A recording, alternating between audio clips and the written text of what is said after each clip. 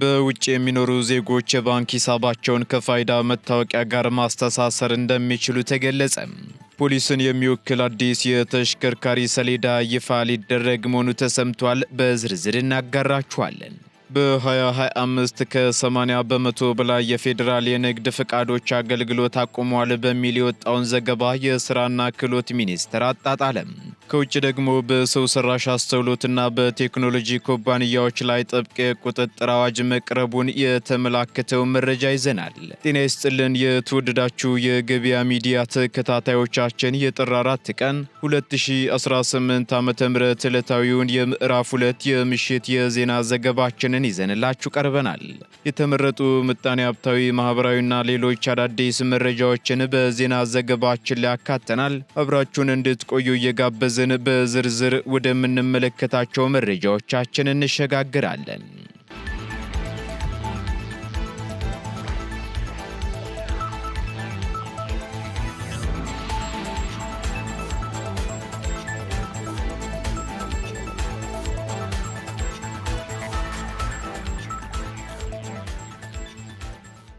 ፖሊስን የሚወክል አዲስ የተሽከርካሪ ሰሌዳ ይፋ ሊደረግ መሆኑ ተገለጸ። የኢትዮጵያ ፌዴራል ፖሊስ ይህንን ያስታወቀው የ2018 በጀት ዓመት የ6 ወር የእቅድ አፈጻጸም ግምገማ ባካሄደበት ወቅት ነው።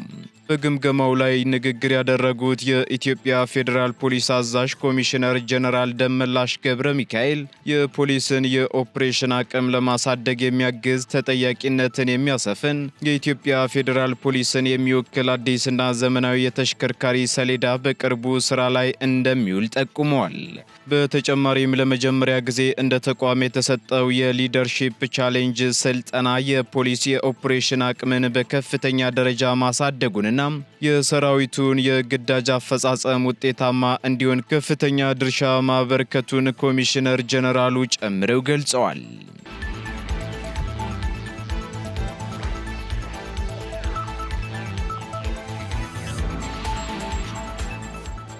በውጭ የሚኖሩ ዜጎች የባንክ ሂሳባቸውን ከፋይዳ መታወቂያ ጋር ማስተሳሰር እንደሚችሉ ተገለጸ።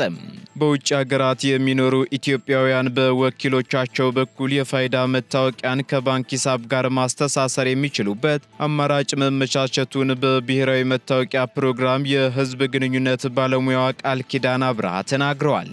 እንደ ባለሙያዋ ገለጻ ከሆነ የባንክ ሂሳቡ ባለቤት በውጭ ስለመኖራቸው የሚገልጽ የተሟላ ማስረጃ በማቅረብ በቀላሉ ማስተሳሰር የሚቻልበት አሰራር መዘጋጀቱን ገልጸዋል።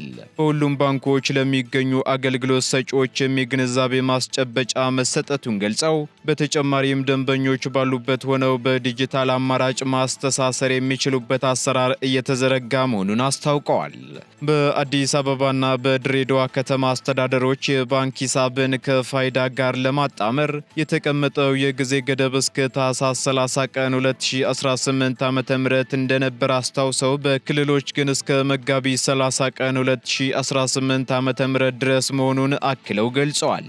በተጨማሪም በተቀመጠው የጊዜ ገደብ ውስጥ ሂሳባቸውን ከፋይዳ መታወቂያ ጋር ያላጣመሩ ደንበኞች የባንክ አገልግሎት እንደማያገኙም አመላክተዋል።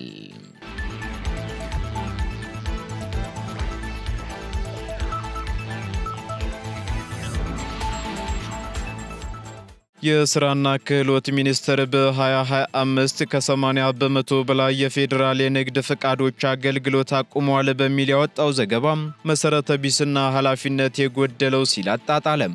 ሚኒስትሩ ሪፖርተር የእንግሊዝኛ ጋዜጣ በጥር 2 ቀን 2018 ዓ.ም እትሙ በ2025 ከ80 በመቶ በላይ የፌዴራል የንግድ ፍቃዶች አገልግሎት አቁሟል በሚል ያወጣው ዘገባ ፍጹም ስህተትና ተቋሙን የማይወክል መሆኑን በመግለጽ በጽኑ አውግዟል።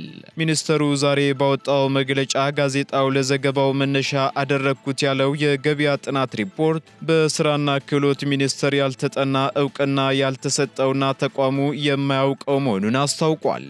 የስራና ክህሎት ሚኒስቴር በመግለጫው አክሎም ጋዜጣው የጠቀሰው ሪፖርት ከሚኒስቴር መስሪያ ቤቱ ጋር ምንም አይነት ግንኙነት የለውም ሲልም አክሏል።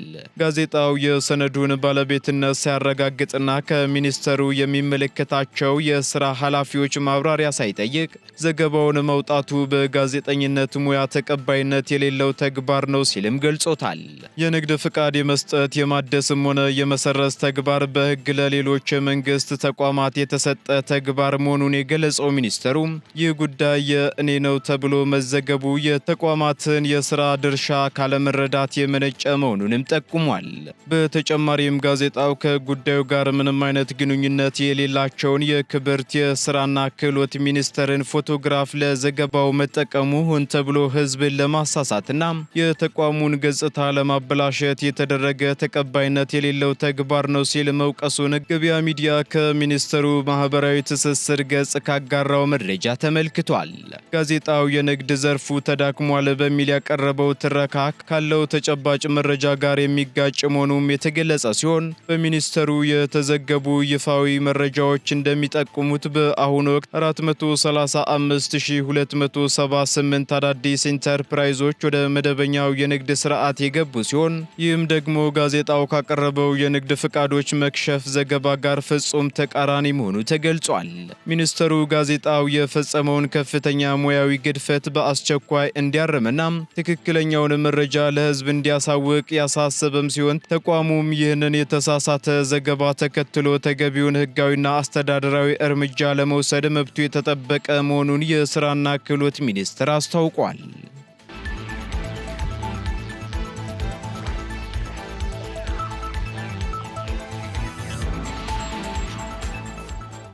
የሲቪል ምዝገባና የነዋሪነት አገልግሎት ኤጀንሲ የኃይል መቆራረጥን ለመፍታት የሚያግዝ የሶላር ሲስተም በይፋ አስመረቀም። የሲቪል ምዝገባና የነዋሪነት አገልግሎት ኤጀንሲ በአገልግሎት አሰጣጥ ላይ የሚያጋጥመውን የኃይል መቆራረጥ በዘላቂነት ለመፍታት የሚያስችለውን የፀሐይ ብርሃን ወይንም ሶላር ኃይል ማመንጫ ስርዓት በዛሬው ዕለት በይፋ አስመርቋል። በምክትል ከንቲባ ማዕረግ የአዲስ አበባ ከተማ ዋና ስራ አስኪያጅ ኢንጂነር ወንድሙ ሴታ በመርሃ ግብሩ ላይ ተገኝተው እንደገለጹት ኤጀንሲው ባለፉት ዓመታት የጀመረውን የሪፎርም አጀንዳ ለማሳካትና አገልግሎቱን አስተማማኝ ለማድረግ የቴክኖሎጂ ሽግግር ሲያደርግ ቆይቷልም ብለዋል። በአሁኑ ወቅትም በ119 ወረዳዎች የተቀናጀ የዲጂታል ሲቪል ምዝገባ ስርዓት ተግባራዊ መደረጉን ጠቁመው ዛሬ የተመረቀው የሶላር ሲስተም ይህንን ዲጂታል አገልግሎት ያለምንም መቆራረጥ ለሕዝቡ ለማድረስ ትልቅ ፋይዳ እንዳለው አስገንዝበዋል። የኤጀንሲው ዋና ዳይሬክተር አቶ ዮሴፍ ንጉሴ በበኩላቸው የኃይል አቅርቦት ችግር የሚታይባቸው 22 ወረዳዎች ተለይተው የሶላር ሲስተሙ እንዲተከልላቸው መደረጉን ገልጸዋል። ዋና ዳይሬክተሩ አክለውም ተቋሙ ለአገልግሎት አሰጣጥ ማነቆ የሚሆኑ የግብአት ችግሮችን ለመፍታት ቁርጠኛ መሆኑንና በቀጣይም ተመሳሳይ ችግር በሚታይባቸው ሌሎች ወረዳዎች ፕሮጀክቱ ተጠናክሮ እንደሚቀጥልም አረጋግጠዋል። ይህ የሶላር ሲስተም ተከላ ኤጀንሲው ሙሉ በሙሉ ወደ ቴክኖሎጂ ያሸጋገረውን አሰራር ከኃይል መቆራረጥ ስጋት ነፃ እንደሚያደርገውም ታምኖበታል።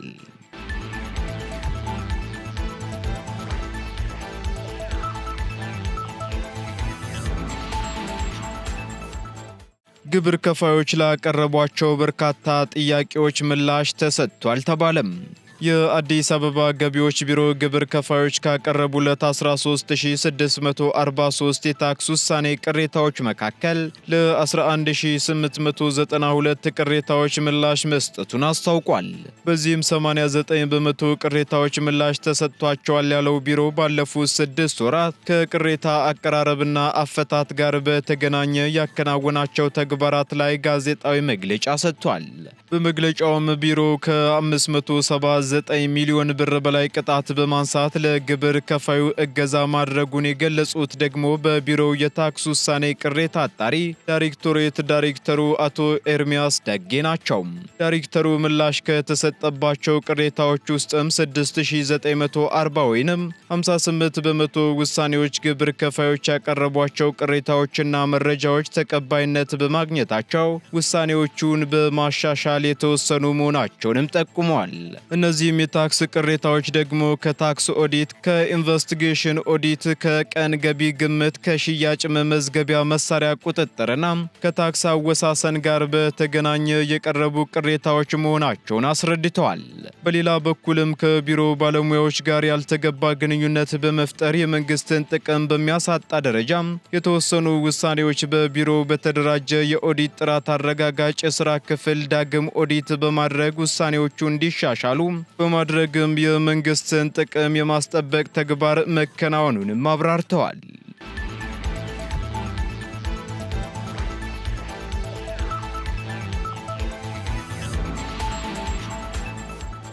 ቀጥለናል። ውድ ተከታታዮቻችን ከውጪ ወደ ያዝንላችሁ መረጃዎቻችን እንሸጋገራለን።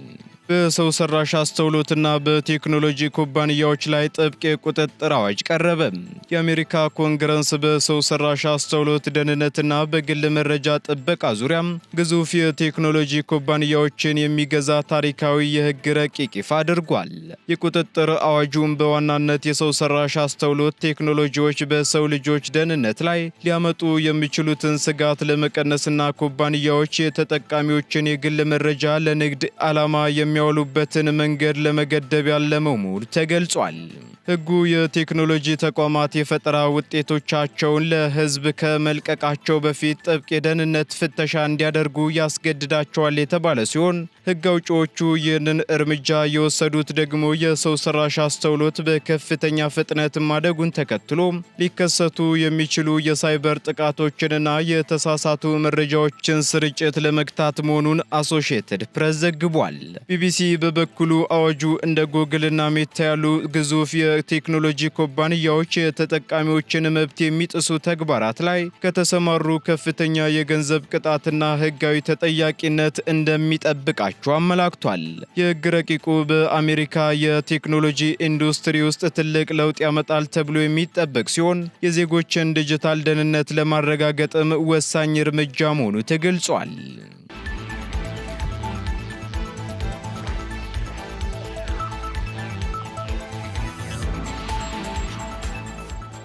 የቀድሞው የጆርጂያ ጠቅላይ ሚኒስትር የ5 ዓመት እስራት ተፈረደባቸው።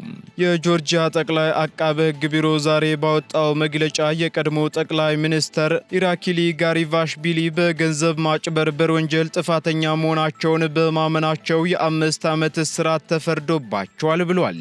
እንደ አቃቤ ሕግ መግለጫ ከሆነ ጠቅላይ ሚኒስትሩ በጆርጂያ የወንጀለኛ መቅጫ ሕግ አንቀጽ 194 ክፍል 3 መሰረት የቀረበባቸውን ክስ አምነው በመቀበላቸው ከአቃቤ ሕግ ጋር የስምምነት ውል ተፈራርመዋልም ብሏል።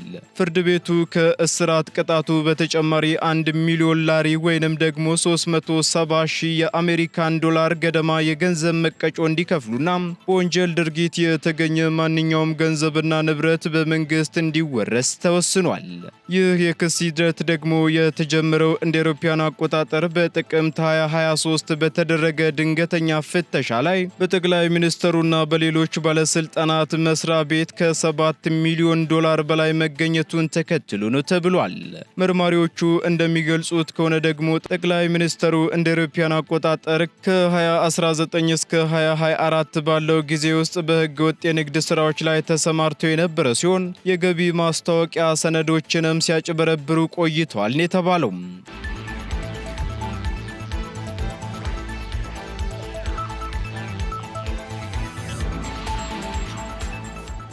የተወደዳችሁ የገበያ ሚዲያ ተከታታዮቻችን ለምዕራፍ 2 ያዝንላችሁም ኢኮኖሚያዊና ማህበራዊ መረጃዎቻችን እነዚህን ይመስሉ ነበር። አዳዲስ እንዲሁም ትኩስ ኢኮኖሚያዊና ማህበራዊ መረጃዎቻችንን ለማግኘት ታዲያ የገበያ ሚዲያን እንድትወዳጁ እንጋብዛለን። ሰናይ ጊዜን ተመኘን።